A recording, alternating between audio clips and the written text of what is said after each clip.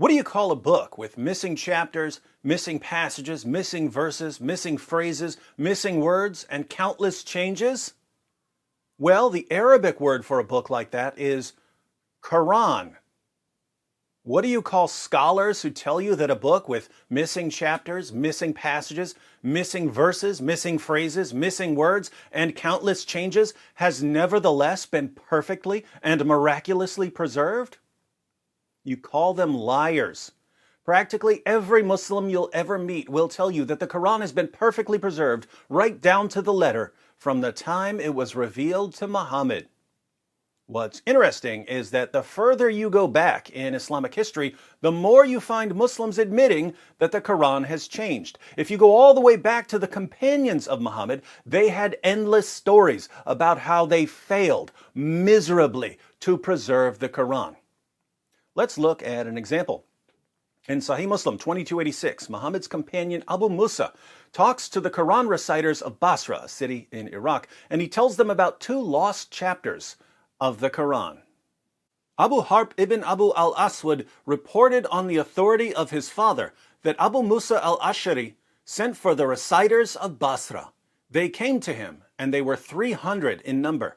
They recited the Quran, and he said, "You are the best among the inhabitants of Basra, for you are the reciters among them. So continue to recite it. But bear in mind that your reciting for a long time may not harden your hearts, as were hardened the hearts of those before you. We used to recite a surah which resembled in length and severity to Surah Bara'at. I have, however, forgotten it, with the exception of this, which I remember out of it. If there were two valleys full of riches for the son of Adam, he would long for a third valley, and nothing would fill the stomach of the son of Adam but dust. And we used to recite a surah which resembled one of the surahs of Musabihat, and I have forgotten it, but remember this much out of it. O people who believe, why do you say that which you do not practice, which is similar to Surah 61, verse 2 of the Quran, and that is recorded in your necks as a witness against you, and you would be asked about it on the day of resurrection, which is similar to Surah 17, verse 13 of the Quran. So Abu Musa, one of Muhammad's companions, who converted to Islam in Mecca and was later the governor of Basra, called in 300 Quran reciters. He basically tells them, I know how awful it is sitting around reciting the Quran. I know you're probably sick of it, because we got sick of it too, and we learned the Quran from Muhammad himself. But you have to keep reciting it anyway, otherwise you'll forget parts of it like we did. Notice, he says that Muhammad's companions forgot 2 chapters of the Quran because they hardened their hearts. But even though Muslims forgot these 2 chapters, Abu Musa still remembers a few things about them. He remembers that the first one was about as long as Surah Bara'at, which is Surah 9 of the Quran. Surah 9 contains 129 verses, so more than 100 verses were lost. This is where Muslims jump in and say, no, Abu Musa's just saying that he personally forgot some Quran chapters, not that they were lost from the Quran. Wrong. Wrong. You see, Abu Musa remembers a verse from this lost chapter.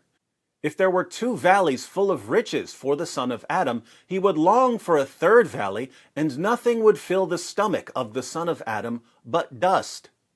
Now, Muslims, can you show us this verse in today's Quran? Of course you can't. The entire chapter was lost because Muhammad's companions were too lazy to recite it. They hardened their hearts. But that's not all they forgot. There was another chapter which contained the words, O people who believe, why do you say that which you do not practice? And that is recorded in your necks as a witness against you, and you would be asked about it on the day of resurrection. Now, you can find similar words elsewhere in the Quran, but not in the same chapter. So here again, an entire chapter is missing from the Quran. The chapters of Musabihat are significantly shorter than Surah 9, but we can estimate the length of the lost chapter based on the other chapters of Musabihat. I'm guessing that this lost chapter contained somewhere in the area of 20 verses.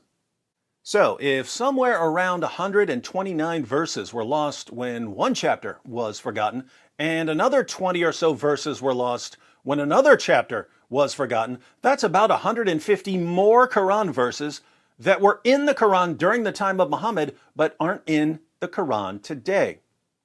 I say about 150 more Quran verses because in a previous video, we read a passage from Ubay ibn Ka'b who said that more than 200 verses were lost from Surah 33 alone. This means that we're already up to more than 350 verses that are missing from a book that Muslims tell us has been perfectly preserved right down to the letter.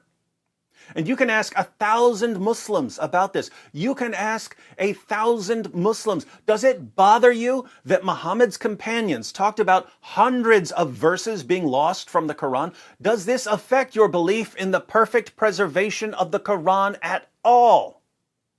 Nope. Doesn't bother us a bit.